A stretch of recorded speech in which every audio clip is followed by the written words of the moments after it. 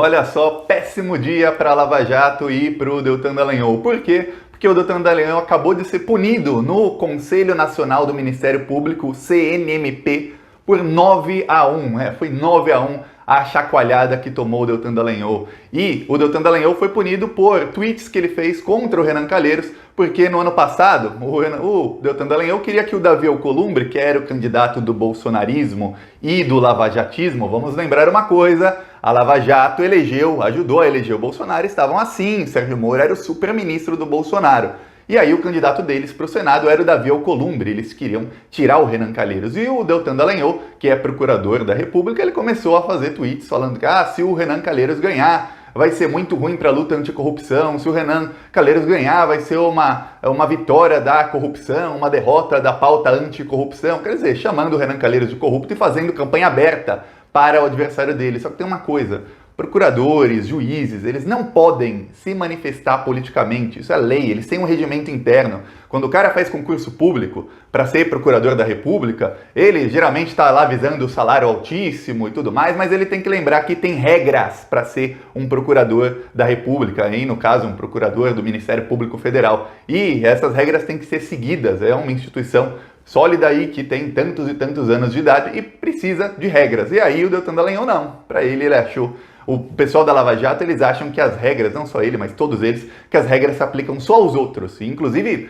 assim, tem que se aplicar as regras aos outros de uma maneira bem punitiva, mas a eles não querem que as regras se apliquem. Eu vou falar da hipocrisia do Deltan e de como a Lava Jato agora vai sofrer várias derrotas. Olha, a partir de agora, da semana que vem, entra o Luiz Fux na presidência do STF. E aí, as derrotas da Lava Jato vão ser uma atrás da outra. Mesmo o Fux sendo um lavajatista assim, a gente lembra o Moro falando em Fux we trust. Mas a casa vai cair para eles.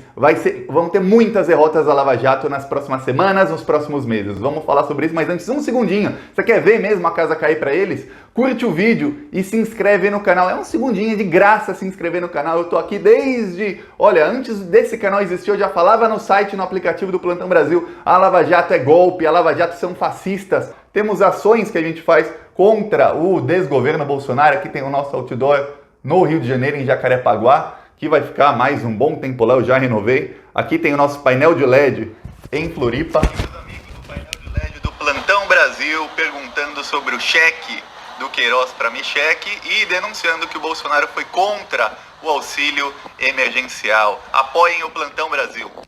Esse painel de LED também já renovei. Aqui o nosso em Belo Horizonte, falando que o Bolsonaro foi contra o auxílio emergencial e que R$600 foi conquista da oposição e que ele agora só quer pagar 300. Agora vamos falar sobre o Deltan e o Sérgio Moro. Olha, tem gente que vai falar, mas Thiago, qual é o problema de um procurador da República, no caso o Deltan Dallagnol, um procurador falar que o determinado candidato para a presidência do Senado é contra a pauta anticorrupção, como se a pauta anticorrupção fosse só a Lava Jato, né? Todo o resto fosse corrupto.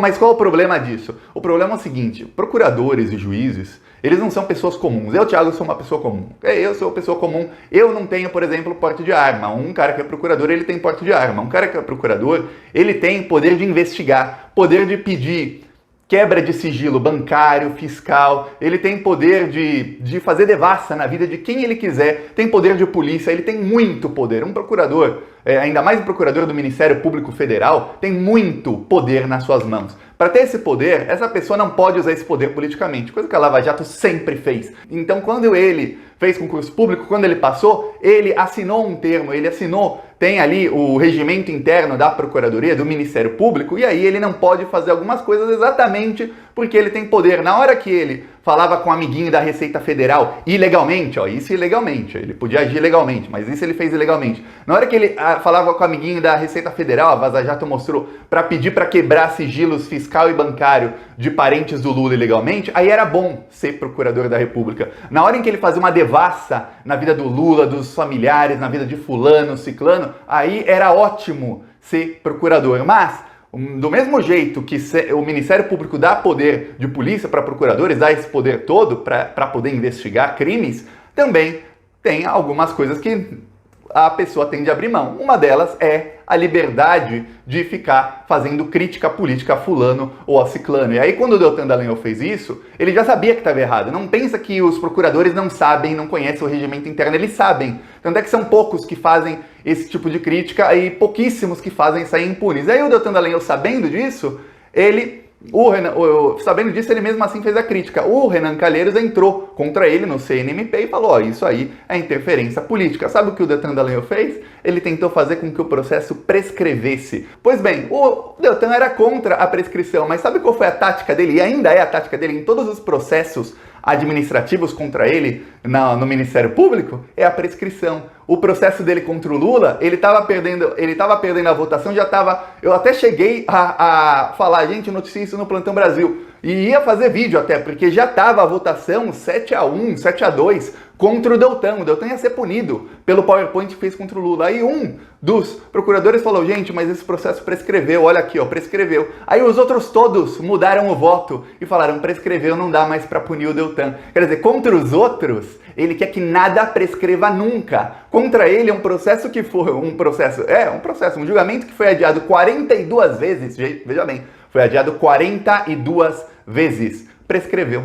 E aí, esse contra o Renan Calheiros ia prescrever. O Deltan Dallagnol entrou no STF com recurso para paralisar, para que prescrevesse, ia prescrever daqui a algumas semanas. Aí o Celso de Mello, para cagar a carreira dele, e aí eu posso falar, tá vendo? Eu não sou procurador, eu posso falar isso, para cagar a carreira dele, sabe o que ele fez? A última coisa, talvez seja o último ofício do Celso de Mello como ministro do STF, ele deu um ofício favorável ao Deltan, suspendendo o julgamento. Aí veio a Advocacia Geral da União e falou, não, tem que ter o julgamento. E falou, ó, tem que ter esse julgamento em urgência porque vai prescrever. Aí o Gilmar Mendes, olha só, o Gilmar Mendes foi lá e liberou o julgamento contra o Deltan Dallagnol e na decisão ele ainda escreveu, copiou e colou trechos de entrevistas do Deltan Dallagnol para jogar na cara. Esse é o tipo de coisa que a mídia não mostra. Você não vai ver isso no Jornal Nacional, porque o Jornal Nacional é assim com a Lava Jato com o Sérgio Moro. Você não vai ver isso lá na Cruzoé, no Antagonista, nessas revistas aí que são assim com a Lava Jato, praticamente porta-vozes oficiais. Mas a decisão do Gilmar Mendes foi extremamente bem embasada, inclusive em depoimentos do próprio réu, que era o Deltan Dallagnol, dizendo que prescrição não tem que existir. Só que o principal dessa punição é o seguinte, a carreira dele como procurador no Ministério Público Federal sofre atrasos, quer dizer, quando ele quiser uma promoção, ele quiser uma vaga em algum lugar, às vezes até em operações, quando os procuradores se candidatam para entrar numa vaga, outros poderão entrar na frente dele porque ele já tem uma punição, quem não tem punição passa na frente. Mas mais do que isso abre um agravante, quer dizer, nos próximos processos dele, ele já tem um agravante. É como se fosse na justiça o cara que é réu primário, comete um crime, mas responde em liberdade. Quando não é mais réu primário, comete o crime e vai preso. É isso. No caso, não dá prisão, mas ele já tem uma punição ali. No próximo, por ser reincidente, a punição deve ser maior.